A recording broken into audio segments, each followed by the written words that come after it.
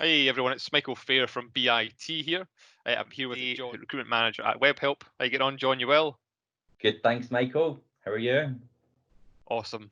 So we want to take a look at this. Obviously, as we've been chatting through, to go through a bit about obviously Webhelp, how you guys are reacting to the lockdown as an organisation. So focusing on three different areas. So we'll look at the now, this year, and then maybe the long term for Webhelp. Firstly, on the now, then, how has the company reacted? We mobilised our IT and operations teams very, very quickly across the globe. We've got around about 38,000 now remote workers.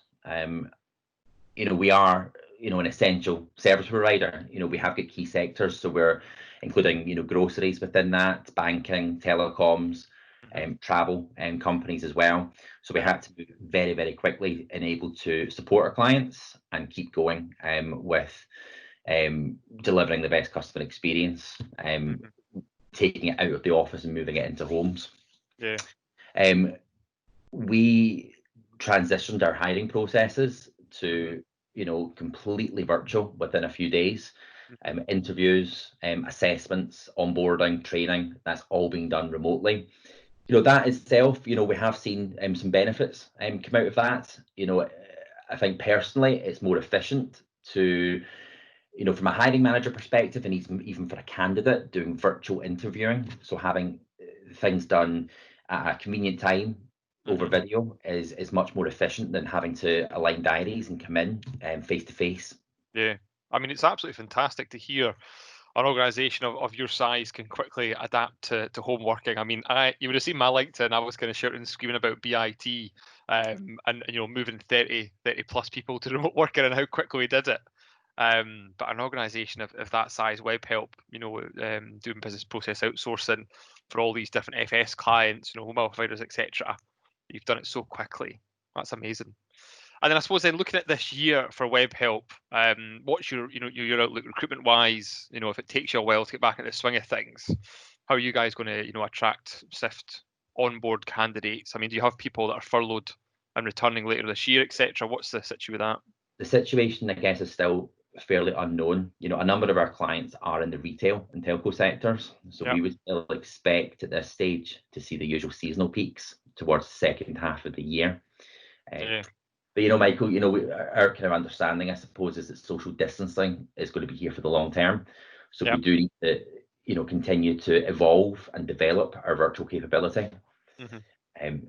As candidates and employees alike get more and more used to using technology such as video for video interviewing, I would expect to see that becoming a lot more normal. In the past, you mentioned a video interview, and people would recoil, think, it's horrific looking at myself on a screen. You Yeah. know, I think now that's going to change quite dramatically. In the long term, then, what's changed forever for the company? So I think, working practices are probably going to change for most companies, Mhm. not just Webhelp, Yeah. but we will see a number of positives coming out of that. Um, home working itself, across all industries, could lead to even greater diversity in the workforce. Mhm. It allows us to open up a number of new resource pools, whether that be candidates who don't live near our Yeah. Yeah. current setup of bricks and mortar environment. Hmm. Hmm. So able to take people in from different catchment areas. We've got those with mobility issues who are maybe, it's not as easy to leave their homes. So again, that would open up these resource pools for us. You Hmm. know, an increase in flexible working, whilst it doesn't suit everyone, it does result or it can result in a better work-life balance. But I Yeah. would certainly, to summarize that, expect to have a hybrid moving forward. I think that there is scope for that to be a little bit more, um, flexible. Yeah. I mean, you're totally right. The resource pools that you guys, I suppose, are currently using, if you can kind of promote more, and I always say remote working is working remotely 9 to 5, and then there's agile working. So the Yeah, agile working is, that kind of like they've got kids and they can do, 4 hours Monday to Friday, but from like, later hours at night. And it's actually giving people that ability to work from their home. That's amazing. I mean, it will Yeah. really help people. You have to take everyone's preferences as well. You Yeah. know me, I'm predominantly based from home. I enjoy working from home. Yep. Whereas, you're seeing a lot on LinkedIn now, people, some people are struggling with it, not having that personal contact and the office banter, etc. Whereas, I'm so used to working from Yeah. home. Yeah. So we've obviously talked through the now, this year and long term, but is there anything that you guys have learned from this kind of crisis? I know we're not through it yet, and we're kind of talking about this very, lightly when there's so much going on and so much horrible things have happened and stuff like that. I mean, what have Webhelp learned? And I suppose is there anything that you guys, might have done differently so far, or how's the uptake and stuff been on it? It's an interesting question. I mean, one of the biggest things that's coming out from my perspective is, we have, whilst we've mobilized really quickly and there's a lot of activity going on, it's also allowed us the time to stop and breathe and think about our processes and think Yeah. about, the technology we have in place, for instance, from a recruitment perspective. So that's been really, really helpful at this point, and it's allowing us to catch our breath, and it's allowing us to make some changes. And then from you giving yourself a bit of stage light, John, I'm sure you don't like some personal questions, but I mean, from your from your background, then what was your first ever job? Well, it's interesting. There's two elements of this, I suppose. When I was still very young, still at school, I kind of worked my weekends, between about the ages of 13 and 16 at a horse livery yard, surprisingly, which is where I kind of lived. So I grew up in a remote village. So Awesome. 35 horses. Wow. Wait for it, Michael, £1 an hour. A pound. I Pound an quit. hour. I quit an hour. This is well before national minimum wage Yeah. time. But coming out of that, my first full-time job was within the contact center environment. Yep. So I worked again here gives away the age, the mobile phone company, 1-to-1, and then relocated to head office Hatfield, just outside London. So yeah, no, Right. it was fun times. Really enjoyed that. Well, that sounds fantastic. And then I suppose moving into your own agency as well.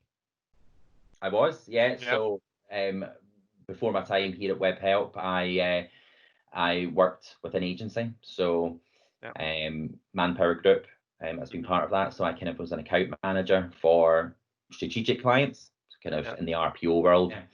Now seeing the other side of the coin from in-house recruitment. Yeah. How was it sitting on the other side of the fence? I get people like you chasing me up every hour of the day, chasing business. Definitely cutting this bit out. No, I'm not that bad. No, I'm kidding. I'm kidding. On our second last question here, then, where is the first place that you're going to go, John, after lockdown? I think once we're out of lockdown, we've got a couple of really great local restaurants. Get out to them, actually, enjoy some good food, some good wine, some good chat. So our last question here, a bit cheeky to ask, John. How long before you are going to go and get a haircut? Look at this, Michael. Look at this. I was holding off. You went for it. So I came back from Australia just about 2 or 3 days before lockdown hit. So I was quite lucky, but I had a haircut in Australia. And of course, then lockdown started in the UK. So I was holding on, becoming greyer by the moment, just about to end up with a man bun on the head. And then yesterday, thought, no, can't do it anymore. Yeah. The clippers came out, and never mind, I don't normally look like this. I look grand. You look grand. How funny. Well, John, I want to thank you. It's been awesome talking to you. I'll be interested to see your DIY haircut on your next lockdown lowdown. Yeah, I think I'll have a hat on. Totally. See how short you go. Yeah, we'll see. But no, thanks very much, John. I appreciate your time. No worries. Speak soon, Michael.